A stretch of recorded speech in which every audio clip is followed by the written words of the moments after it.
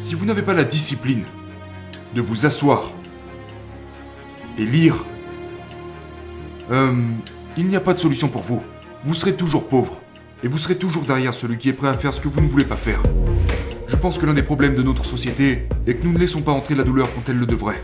Les gens justifient leurs erreurs. Ils se disent « Non, mais c'était censé arriver. Oh, tu viens de gâcher 20 ans de ta vie parce que tu as épousé la mauvaise personne et choisi la mauvaise carrière ? Non, t'inquiète, tout arrive pour une raison. Où sont les gens qui vont te dire « T'as merdé, mon gars. T'as perdu 20 ans de ta vie et tu ne pourras jamais les récupérer. » Votre esprit vous dit que vous êtes incroyable. Et vous le croyez, ce qui fait que vous êtes un idiot. Vous devez écraser cela et dire « Vous savez quoi ? Je ne suis pas si incroyable. Laissez-moi apprendre de ceux qui le sont vraiment. »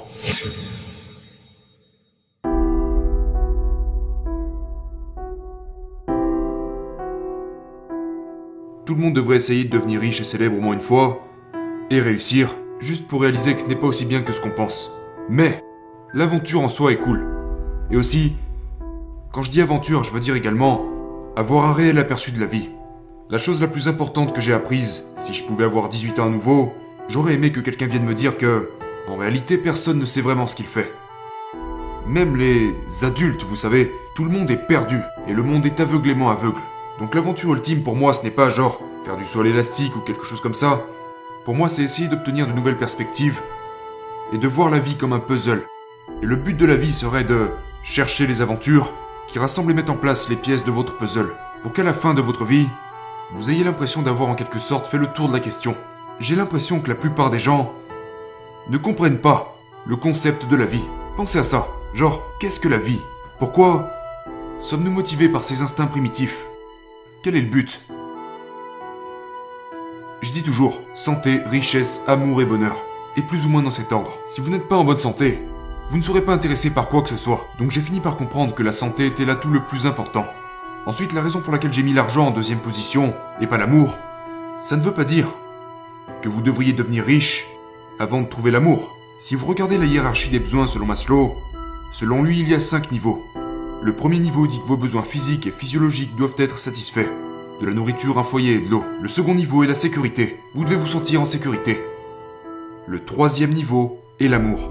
Et parce que si vos besoins physiques ne sont pas satisfaits, et que vous ne vous sentez pas en sécurité, vous ne serez pas intéressé par l'amour.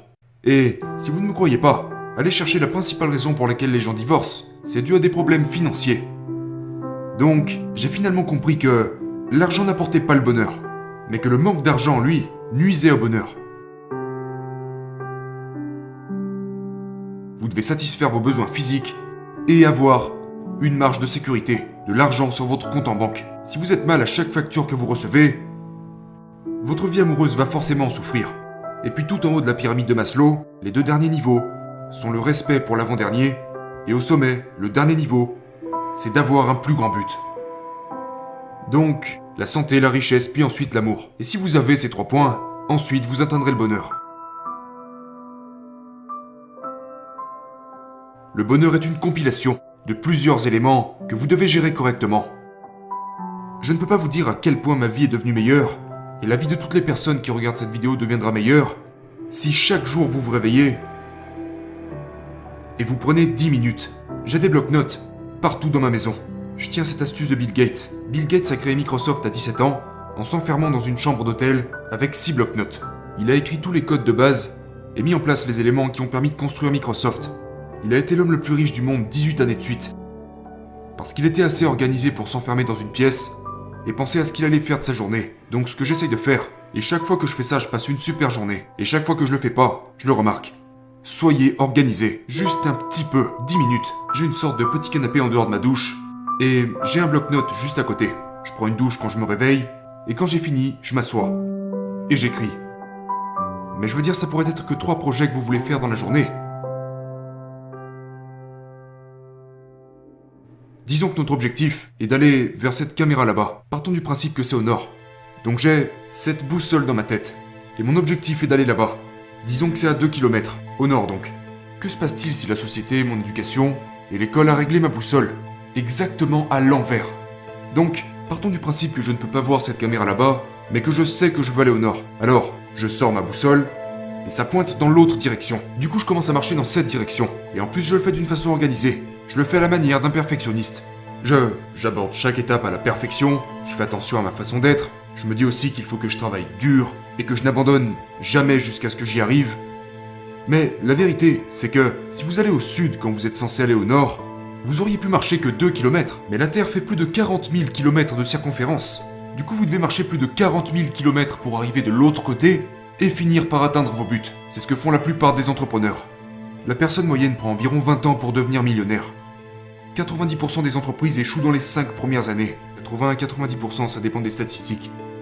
La plupart des gens, j'ai fait le calcul une fois, l'Américain moyen a 60 000 $ d'épargne quand il arrive à l'âge de 60 ans. Donc ma réponse, j'ai fait le calcul. Vous pouvez faire ça avec une calculatrice, c'est simple. Tout le monde aux États-Unis, vos parents et tous les gens que vous connaissez seront millionnaires s'ils vivent 160 ans. Si vous prenez 60 000 $ à l'âge de 60 ans et que vous faites en sorte d'avoir un retour sur investissement décent, entre 8 et 10%, vous serez millionnaire à 160 ans. Le problème c'est que c'était un grand philosophe, peut-être Aristote ou Socrate. Il disait le problème c'est que l'art prend du temps. Mais la vie est courte. L'art de vivre et d'atteindre votre objectif prend du temps. Mais ce n'est pas une obligation. C'est long seulement si votre boussole est réglée à l'envers. Donc, ce que je voulais dire par aventure au début, c'est que j'essaye de prendre mon sud et de le pointer vers le vrai nord. Et vous apprenez ça à travers des livres, des mentors, votre expérience de vie, l'attention, l'écoute, en trouvant des vrais mentors en personne, et toutes ces choses vous aideront à ajuster votre boussole. Je me rends compte que nous sommes configurés pour échouer, parce que nous pensons aller vers le nord, mais c'est vers le sud que nous allons en réalité. C'est pourquoi 50% des gens qui se marient divorcent, que 80% des entreprises échouent. C'est pourquoi 30% des Américains consomment une forme ou une autre d'antidépresseurs. C'est pourquoi 60-70% des gens sont en surpoids. Y a-t-il des principes clés que nous pouvons utiliser pour faire pointer notre boussole vers le vrai nord? Oui, la première chose à faire, c'est d'admettre que vous êtes perdu. Et c'est très dur pour les gens. Quand vous dites aux gens, même pour moi, parfois je veux juste penser que je suis intelligent et que j'ai tout compris, mais parfois je me dis à moi-même, attends une seconde, t'es toujours perdu. L'acceptation du fait que vous êtes toujours perdu vous mettra sur la bonne voie beaucoup plus rapidement. Nous sommes la génération la plus gâtée. Cet appareil, ce smartphone, l'iPhone 7, est plus puissant que la première fusée qui a envoyé l'homme sur la Lune, qui a coûté des milliards de dollars. Aujourd'hui, nous avons cet appareil pour moins de 1000 $. Si vous n'avez pas la discipline de vous asseoir et lire, il n'y a pas de solution pour vous. Vous serez toujours pauvre, et vous serez toujours derrière celui qui est prêt à faire ce que vous ne voulez pas faire. Avez-vous déjà entendu cette phrase? Tout arrive pour une raison, alors contentez-vous d'accepter. Eh bien, il y a du vrai là-dedans. Si je saute d'un immeuble, et que je me casse les jambes, oui, tout ça est arrivé pour une raison. La raison était la gravité. Et la physique aussi. Tes jambes sont fragiles, le béton ne l'est pas. Les gens interprètent la phrase « tout arrive pour une raison » dans le sens où eh bien, maintenant je suis censé apprendre de cette erreur. Connerie. Lisez Le gène égoïste de Richard Dawkins, l'un des livres les plus importants, écrit au cours des 100 dernières années. Il a dit « Les organismes qui n'apprennent que grâce à leurs essais et leurs erreurs perdent face aux organismes qui apprennent à travers les essais et les erreurs des autres personnes. »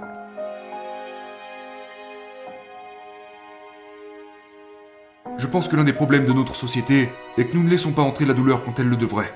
Les gens justifient leurs erreurs. Ils se disent « Non, mais c'était censé arriver. Oh, tu viens de gâcher 20 ans de ta vie parce que tu as épousé la mauvaise personne et choisi la mauvaise carrière? Non, t'inquiète, tout arrive pour une raison. » Où sont les gens qui vont te dire « T'as merdé, mon gars. T'as perdu 20 ans de ta vie et tu ne pourras jamais les récupérer. Tu ferais mieux d'aller dans ta chambre et pleurer. » La vérité, c'est que vous avez attendu que ça arrive pour en tirer la leçon. Et malheureusement, la plupart des gens ne changent qu'à travers les gros traumatismes. Soyez entouré de gens qui vous mettent dans l'inconfort, au niveau de l'ego.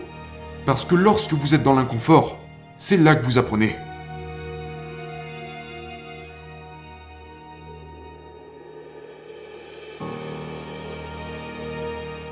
Notre esprit est conduit par de profondes pulsions évolutionnaires. Donc, par exemple, Le narcissisme est un mécanisme de protection. Votre esprit vous dit que vous êtes incroyable. Et vous le croyez, ce qui fait que vous êtes un idiot. Vous devez écraser cela et dire, vous savez quoi? Je ne suis pas si incroyable. Laissez-moi apprendre de ceux qui le sont vraiment. Il s'agit seulement d'un cumul d'heures de pratique.